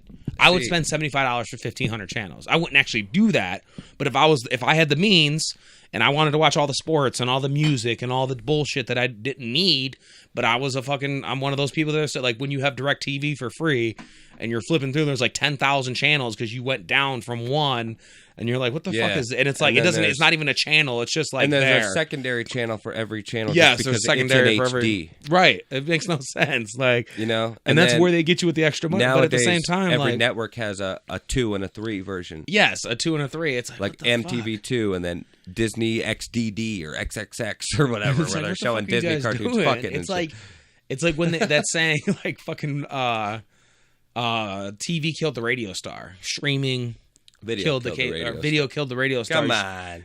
I know. I fucked up. I'm sorry. No, it's okay. I know. But streaming killed the cable star. It really did. It did. Streaming killed Blockbuster. Streaming killed the rental service. It doesn't so much kill the cable, but Netflix is what destroyed Blockbuster. Mm-hmm. And Blockbuster jumped on the bandwagon too late. They tried to allow people to stream and rent their movies, and people were like, I'm not paying all that money. By that time, Redbox was already out. Redbox was already out. They're like, I'm not paying all that money. that market. Like, oh, yeah. And there's still Redboxes out there. Gamefly does. The downfall of Redbox, though, is nobody's in there cleaning up those discs or replacing them when somebody fucks them all up. Yeah. I can't tell you how many movies I rented I can't even watch halfway through because they were all fucking scratched up and shit. Or like you get those fucking. That's why I stopped going to those. You go in there, it's an empty box or something. Like they just put it in the empty DVD or a different DVD or a different game or some shit. Yep. Yeah, I haven't even went to Redbox in a while. I've seen some of the success. Obviously, that's a horror story. Redbox. Every horror story has a success story. Yeah. I've seen ones where it's like they show the DVD and it's got like $5 in there and it's like buy yourself some snacks tonight. Like shit like that's like cool. That's sweet stuff. Yeah, like that's sweet. Like that'd be awesome. That pay it forward sort of bullshit. Yeah, that actually happened to me the other day. Like it was probably a couple weeks ago. I think you posted on it. Somebody paid for your food. Yeah, they paid for my food at the drive-thru. People do that a lot, man. now. That's awesome. Oh, did you pay for the person? No, I didn't pay for I killed them. I didn't post that part, but I broke the chain. that's what everybody. That's what everybody like. I feel. Oh man, if I'd have kept probably does, but I don't feel like the guy behind me would have paid for the guy behind him. Like, did you see that rant, the pay it forward rant, where he was like, "I got caught up in those fucking pay it forward schemes." The guy in front of me bought my the guy food. behind him was like a family of 8. Yeah, it was like a $47. Oh, I don't know. Damn. Oh, no, I don't remember what were they at? Arby's. They went to fucking Mr. Hero and ordered like 3 things. Fucking A. With 2 cheese sauces. My idea, dude, and they would really have to work out a way to make this lucrative so that everybody can make their money off this shit. Because as of right now, Netflix can do as much as they can because they're making so much money off this. A lot. If Netflix lowered their prices, they would have a lot less original content, and the content probably wouldn't be as good. Yeah, because the content's amazing. So they would have to figure out a way to make it just as lucrative. Yeah. And still be able to lower the prices, because the only way people are going to be able to have all these subscription services and so many subscription services be successful and work is if people can afford them. Yes. What they need to do is work out. Cable needs to get the stick out of their ass, and they need to work out how to incorporate subscription services into cable. Yes. So that you're paying a certain amount for cable, and then each subscription service you want along with it is like $5 or $2 or $1. And that's basically what I was saying. Depending on what plan you have. It starts out with like $30 for 400 channels, and you just add on to that. Like they had that in the beginning, because where you could buy a certain package of cable before streaming. They had that in the beginning. You buy a package of cable, you would get what you wanted for like $40 a month. And then you'd be able to add HBO for another $10 a month. On-demand channels. On-demand channels. Uh-huh. You'd be able to add all that shit for a couple bucks a month. They should just, you get a discount because you have cable. Yes. Like certain things that are definitely separate from others. Like if you want Netflix, you'll probably have to get Netflix separately. Yeah, Netflix would obviously. See, I think Amazon does it cool. Like if cable would absorb, say cable absorbed Netflix and Hulu and shit like that, and does it like Amazon, to where it's not really it's just through Amazon. Yeah, but it's a part of it. Then cable would offer you a discount. Like if you bought Netflix through us, we'll give it to you for $8 a month instead of 12. Well, kind of or 15 or Twitch. Whatever. Yeah, like Twitch. Twitch subscriptions. If you have Amazon Prime, you get 1 free Twitch subscription a month. Okay, that's cool. So you have to, if you want to have the same, like for instance, I always use it on Kind of Funny Games. Yeah. Because I feel like those guys could... If I'm going to give my money to anybody right now, anyway, I'm going to give it to those guys. Oh, yeah. Somebody you like. Yeah, exactly. Somebody you appreciate their content. It doesn't cost me anything, but, if I don't use that subscription, I'm pretty much just putting extra money in Amazon's pocket. So, but since you pay for Amazon, it comes with that perk, which you get 1 free subscription every month, and every month I renew and I subscribe to the same person. And people complain, it was like, I don't want to have to resubscribe every month. But certain Twitch channels, you get perks for subscribing. Like your 4th month subscribing, you get a new little icon by your name that's like it's prestigious. You know what I mean? That means you've been subscribing 4 months. That's cool. After a while, you get like a really fucking cool one because you've been subscribing for so goddamn long. Right. But like little things like that, like Amazon can do that one subscription per month or whatever. Yeah. Maybe, which would be great if they gave you one free prescription, you get free pills. You get free Xanax. You get one free if subscription. you sign up for cable today, you will get free Xanax. Yeah, every month. Now, if you want Percocets next month, you can switch it. Right? But we'll find out what working you up to the really drug good drugs. Working you up to the morphine. There's a subscription service morphine for you. patches in like the 5th month. Discover your drug. Oh, that'd be great. There's $1 billion Oh, idea. dude, that's a $1 trillion company. Like pharmaceuticals. $10 a month, we'll send you assorted drugs of your choice. Shit, You got a little bit. it's like a vitamin pack. Yeah, right. It's like a little compact. Oh, but if they could do that, like cable came with like one free sub a month. Like, let's say Game of Thrones is on this month. You could watch Game of Thrones for free because you sub 2 months in a row and you got to watch those 10 episodes, or at this point 6 episodes. Or whatever. Or and then Game of Thrones is off. You know what I mean? And oh fuck, American Gods is on now. I'm gonna change my subscription this month. You'd have to plan it, obviously, but I'm going to change my subscription to Stars so I can watch American Gods. And see, that would be awesome. Or you could be subscribed to both. Yeah. And like, and no matter what, the subscription service is still getting their money. Yeah, but that's just a perk of having this package with cable. Yep. I pay for the $60 package, so now I get a free subscription. You know what I mean? And it's like taking the ads away from things. Maybe if you're paying for the $100 fucking cable package, Netflix comes free. You know what I mean? Yeah. I like that. Let's be honest, dude. It doesn't cost them nothing to generate cable. To provide you cable. Right. The cable companies just give you the catalyst to see all these different signals. It's the networks that pay the money. Yeah. Because the networks are paying the cable company to put on cable, but that's what they're losing. They're losing those networks and sponsors, and those sponsors and networks are going to Netflix and shit. Yep. Which is weird because Netflix doesn't have commercials. Yeah, it doesn't at all. Hulu does and shit. But like, that's a way they can get into it. Like, do like a YouTube thing where like the monetization is split. Maybe it costs a little more to advertise, but maybe people will, put a little more effort into their advertisements. You know, I mean, it's the name of the game. Like, shit changes. You have to adapt with. Because technology gets better every fucking 10 years. 10 years from now, we're going to be like, remember when we fucking used to pay out the ass to have subscription services? Right. And now we have this fucking magical box or something that does everything we need it to do. Right. They're already working on that. There's like a $50,000 box you can get or something like that it gets everything. Even movies that are in theaters. Wow. You can watch everything in like 4K Ultra HD, and it's like $50,000 like a year or something. Dude, that is fucking crazy. That's for like rich motherfuckers who never want to go out, like like Eminem, who can't go anywhere without being recognized. Yeah, you know what I mean? He wants to see his fucking B-Rabbit movie. $50,000 a year or a month or whatever. Jesus he can Christ. He can sit at home and watch Star Wars the day it comes out. Could you imagine being able that to shit have exists? I can't remember what it's called, but look it up. Could you imagine being able to have $50,000 to throw away on a subscription service every month?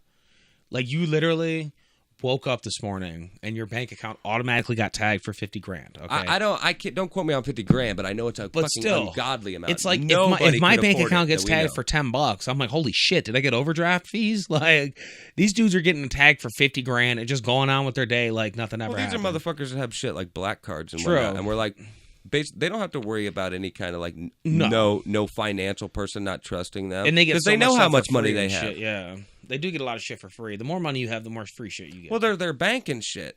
You know what I mean? So they know exactly how much money they have. Yeah, true. Oh, he's still doing well. Yeah, fine. He's got $30 million in the bank. You have no limit on your credit, sir. Right. You could buy a $5 million house with this card right now if you wanted to. Dude, that would be a good movie. I'm surprised that's never been made. Somebody finds a black card and they're allowed to use blank it. Blank check, but a modern day blank check. It would be called the black card. Oh yeah, it would be like a fucking. But still have the kid. Like, that shit was hilarious, dude. That movie was amazing. I just watched Blank Check like probably 4 or 5 months ago. I love those kind of movies. But if you did a modern day, like, do it like in the sense of the Diary of a Wimpy Kid style, to where it's still got that adult humor, but it's mixed up with kid humor. It's not a straight kids movie. Like, that's how Blank Check was. And all those movies back then, like all the movies we grew up with kids, adults could watch them. They would have fucking Tom Hanks turns into a kid. Like that was a kid's movie. The best guy in Blank Check was the fucking limo driver that befriended him. Yes. He was just like, yes, I get to be a kid again. That guy was Right. awesome. Just like, you ever saw Heavyweights? Yeah. Oh, dude, I just recently watched that a couple months ago. The bus driver, the guy who befriended all the kids and had been I thought there. that was John Candy, but that's not John Candy. No, this was way after John Candy had died. It's somebody that's in there like as in that big guy like. Oh, it was Ben Stiller. Ben Stiller was the villain, the Ben asshole Stiller who was bought the the villain in camp and Heavyweights. turned it into an actual and wasn't real. who was the guy? Wasn't it fucking wasn't that what's his name? We were just talking about him as the guy that you originally owned, the guy that made Spaceballs. Wasn't he in it? Wasn't he? No, that counselor? was Jerry Stiller, Ben Stiller's dad. The guy. Was that? He played George Costanza's dad on Seinfeld. Yeah, that's who it was. He also plays in Kings of Queens, doesn't he? Yeah, he was. It's He the was same Leah guy that Remini's yeah, dad. gotcha. But she's going through a lot of Scientology stuff. Well, that's the thing. She's out of Scientology now, and she's talking about how shitty it is. Like she's exposing. I watch her show, Leah Remini. Okay. Scientology, I think is what it's called. I've never seen her show. I've just heard stuff about her taking it down. It's a good show. She talks to people that finally got out of it and their experiences and stuff. And it's some legit shit. Dude, fucking Tom Cruise shunned his daughter, or like his daughter, for being against Scientology. That's what they do. Like they that. talk all about it. That's like a big issue. Is this thing called disconnecting, and they actually make you fucking like disown your family members when they speak out or leave Scientology. Anybody who stays in Scientology has to disconnect from their family, and they're not allowed to speak to them. It's as if that's insane. Dude. They're dead to them. And like I've also heard there's like, because there's a whole documentary about it, but there's separate Scientology. Like if me and you wanted to worship Scientology, we would go to some shitty like backwater fucking church. The celebrities go to like this high class, like high-end celebrity center. Yeah. Yeah, watch the show, dude. They talk all about there's even an HBO documentary called Going Clear that came out before the show. Okay. And that's really good too. Dude, that goes into a different that goes more into like the history of it and deeper into more Scientology, but the show gets into a lot more areas because you're hearing all different kinds of experiences from there's like 2 or 3 different groups of people in each episode that are sharing their experiences, because Scientology's been around for like the last 30 or 40 years. It became like an actual religion. And as I'm watching all this stuff about it, I'm realizing more and more that like there's absolutely no way. Like the only way this shit could have gotten to the way it was today is if it was started in like the late 60s and 70s. Yeah. Nowadays, people would immediately call bullshit on that stuff. Well, what it was it was meant to be related towards celebrities. The original, that's why a bunch of celebrities are in Scientology, because when it first started in the 60s and 70s, it was solely directed towards celebrities that wanted to create their own, like that guy created his own religion. That may have been his plan all along, but that's not how it started. Cause like that's how I thought it started. Because there was a lot of celebrities that were into it, but they were all like musicians. They did go after celebrities because they knew celebrities would spread the word. Yes. And that's what I mean, that like only back then would you be able to capitalize on shit like that. Like David Icke. Because nowadays everybody would call you out on everything. Oh yeah. The only reason Scientologists stay in Scientology is because they're not allowed to look at their internet is censored. That's crazy. They're not allowed to learn any true information about Scientology. Not only that, but once you get to the higher levels, that's when people start leaving, because they start realizing that like this is total horseshit. Yeah. Because that's when they start getting into like aliens coming down and like people named words you can't even pronounce, like and that shit. Ozul, which was the guy that's basically their god or whatever. Like Zoltan from Dude, Where's My Car? Like that sort of shit. Could you imagine Tom Cruise like going on like Zoltan? Ancient Aliens is one thing. This is on a whole nother fucking level of crazy, because Ancient Aliens is somewhat possible. Yes. This is like, for instance, L. Ron Hubbard, the guy who created Scientology, wrote all the textbooks on Scientology. The whole reason Scientology is even a thing is because this guy made it up, basically. Has written more fiction than anyone in the history of the planet. This guy he's a science fiction writer. Yeah. He has written more fiction than anyone in the history of the planet. That means, Jesse, he has written more bullshit than anyone else in the history of the planet. That is fucking insane. But yet his religion's real? Yeah, right. That he made up 40 years ago? They're tax-free now. Scientology people? Yeah. Wow. They've been tax-free since like the early 90s. How's that was like possible? a huge. That's why L. Ron Hubbard was on the run from the IRS for a long time on a boat. They finally got him. L. Ron Hubbard died, and nobody. How could he die? Yeah, because supposedly he's basically God to them, like kinda. Yeah, he was like the Pope of Scientology in a way. Like it's just so ridiculous. You know what they said when L. Ron Hubbard died? Huh? L. Ron Hubbard didn't die. His body left so he could research and learn more about Scientology. Basically, in a nutshell, weren't their exact words. Like, is he the same old guy that like has the videos trying to like tell people that you kill yourself and like an alien spaceship will come and pick you up and shit? Like there was this like whole church of something. No, maybe that's a different guy. That was I forget what his name was. He was like a bald white dude. I don't know about a bald white dude. That's what this. It was a video. It was basically like the Hail Zoltan thing. You're talking about the guy that like. The cult leader. Yeah, the cult leader. You're talking about, no. But he was like, he had his own religion thing. This guy, no, there was no suicide involved. Scientology is still around. Maybe I've never like, seen Scientology is a recognized religion today. I know Scientology, but like, I guess there's just too many cults. I can't remember it. David something. I don't think I've ever seen him. Like, I don't think I've ever seen the Scientology guy. But I know what you mean. Like, with the Waco, they like... Everybody killed themselves or something. Yeah. They all drank the Kool-Aid. That guy. Yeah, they all drank the Kool-Aid. And then there was one in Waco. There was another one that's going on now. He's like, there's a video and it's like, join my church. It's like a subscription service. And like at the end of this like program, you kill yourself and then like a spaceship comes and takes you away before the apocalypse comes. Wow. Yeah, dude. It's some crazy, like there's a video and everything. And like, he's a bald head dude and he's just looking straight in the camera like, you come over here and we're going to take you and then you're going to kill yourself and go off in the space. No, it's like one of those like fucking psychopath. Like talk to you like this. Yeah, like a psychopath. This guy's crazy. Yeah. Well, not that L. Ron Hubbard wasn't, but like L. Ron Hubbard was just full of shit and But this guy's got thousands of followers. I think it's affiliated with that church. That guy that has the church that has like millions and billions of followers that just went under scrutiny for Hurricane Irma. Oh, Joel Osteen? Yeah, I think it is. It's kind of like his church, but it's not him. He's just like a televangelist. He just takes money from people. Okay. Like he's just like every other fucking guy you see on TV. Okay. Even though I hear he's not like that, but whatever. Isn't he like Ernest Angley or something? Doesn't he like smack people in the head? He sells tickets to church. People buy tickets to go to his church, Joel Osteen. Yeah, I know that, but doesn't he like heal people or something? I don't think he's one of those guys. No, I thought he healed people. No, there was a guy who got in trouble or exposed like back in the day. His name was Peter Popoff, and he had like a wire in his ear, and his wife was telling him information about all these people, and he was somehow knowing things about him. He's like, "Oh, God's telling me," but no, it was his wife in his ear. Okay. And the reason he knew all this stuff is, which everybody somehow forgot when they got there. But they filled out cards asking him all this information on these cards before they even got there. Yeah. So his wife's back there, in a room somewhere watching it on TV with a headset on going, now you need to call up Martha Honeysbee from Waco, Texas, and her son has an affliction from the war. He's got bad legs or something. Now, I'm hearing something from the Lord. And this is what the Peter Popoff guy would do. And he'd be like, your son got wounded in the war? She'd be like, oh my God, how does he know? Because he filled it out on the fucking card before, you stupid old lady. And not only that, but a lot of the people that he would pull up and he would hit them on the head and they go, oh, and they'd fall back and shit. It's a miracle and shit. Like, a lot of those people were set up. Like, they were put out there. Like, some of them. Like the guy he made walk again or whatever, where he touched him and got up out of his wheelchair. Not only that, but like, there's some people that like, the power of suggestion is very strong.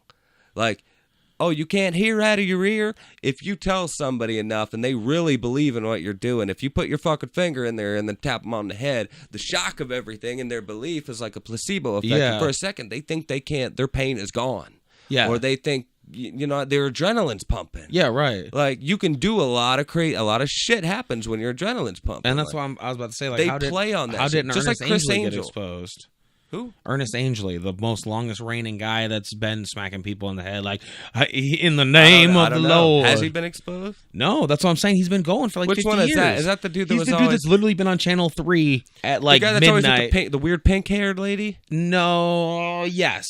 Yeah? Yeah, where he's and they're always like sitting in a chair? No, he's real old. He stands there, he walks around, and he preaches, and then he comes up to you, and he's like, and in the name of the Lord, you are healed. And he like smacks you in the head. He's like the original guy. If I saw his face. He's like the original guy that smacked people in the head and healed them and like made them come up out of the way. But I think he's still on. He probably is. Like, I think he's still going. I mean, technically, what these people do are legal. These people are willingly doing these things. Like, it's legal. It's just morally wrong. Isn't that what Jonestown did?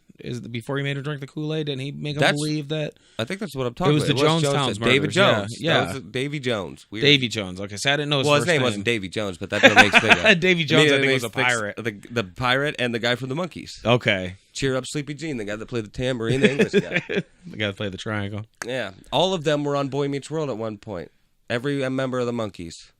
Yeah, it was awesome. Interesting. Actually, the one member was Topanga's dad for like most of the first seasons. That's crazy. Then it was a different guy in the later I think seasons. I watched it the first like 3 seasons heavy, and then I think that's where everything just tapered off. I've seen that whole show like 2 or 3 times. Okay. Like every few years, I'm like, fuck it, let's watch Boy Meets World. Right? I love Eric Matthews. It was such a good show. Like His growing older up with brother him. was the best guy on the character. Yeah. Best character on the show. He was. Best guy on the show. See, I missed the whole... He just got like extremely dumber. Yeah. As time went on, by the last season, he was completely batshit crazy. Too. He was completely like first couple seasons, he was like the cool guy older brother.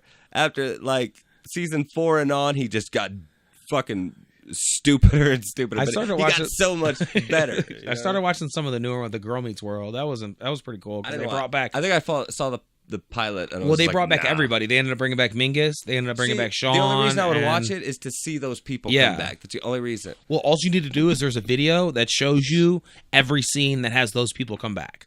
And that's all you need. Oh, cool. It's just a video of all other than that, because that's how I watched it. Disney Channel. Yeah, it was. It was like when Shawn, because like Corey's sitting there, he's sad, and then like Shawn walks in, and it's that a moment from the crowd and shit. Oh yeah. And then like they bring Shawn's ex-girlfriend back.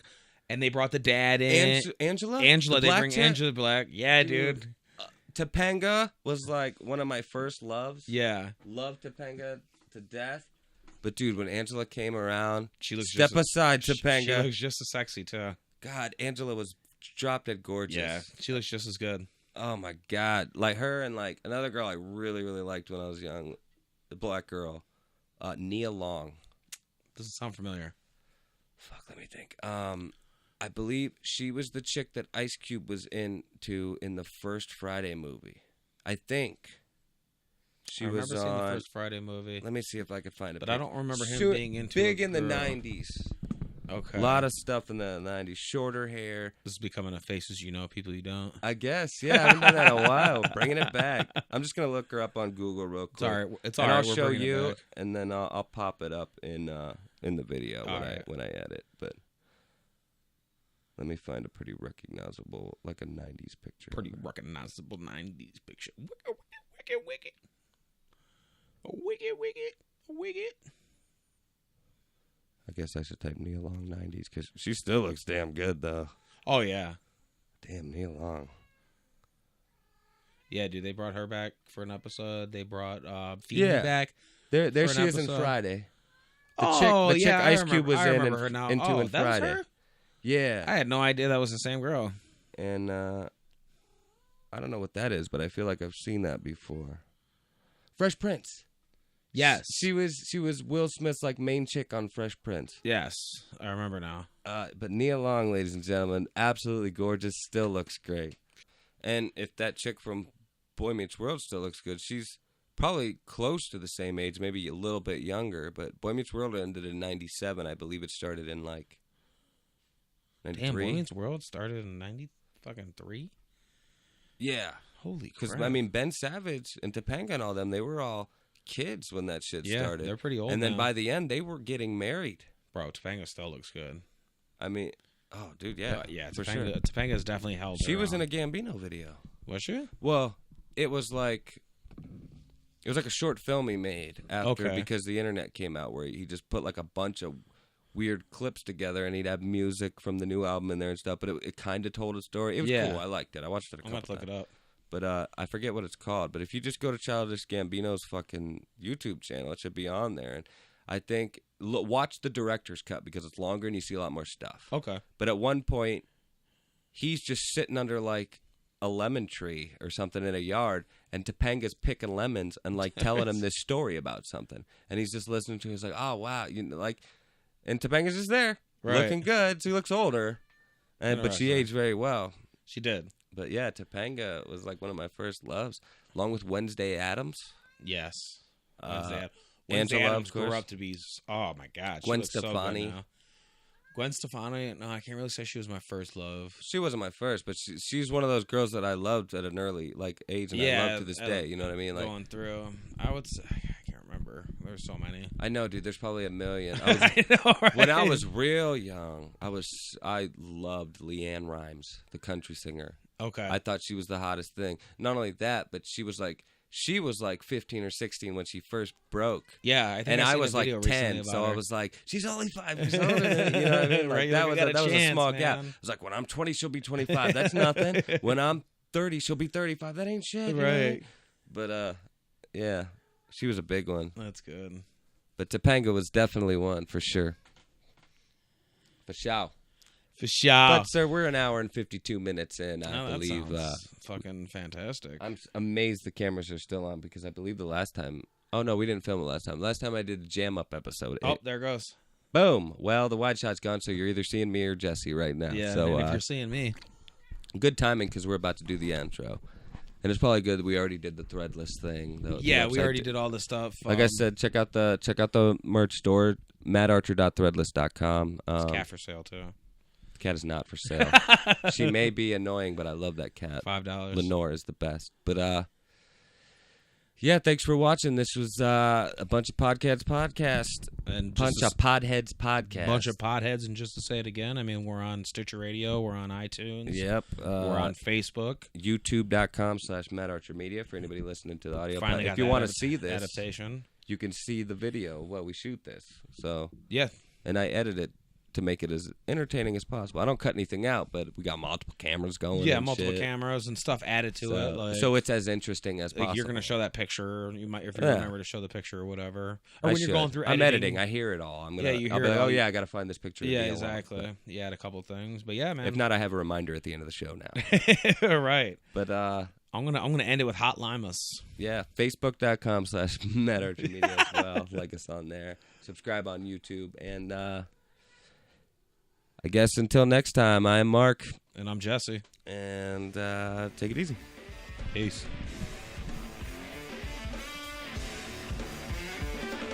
Myself, when I got no patience.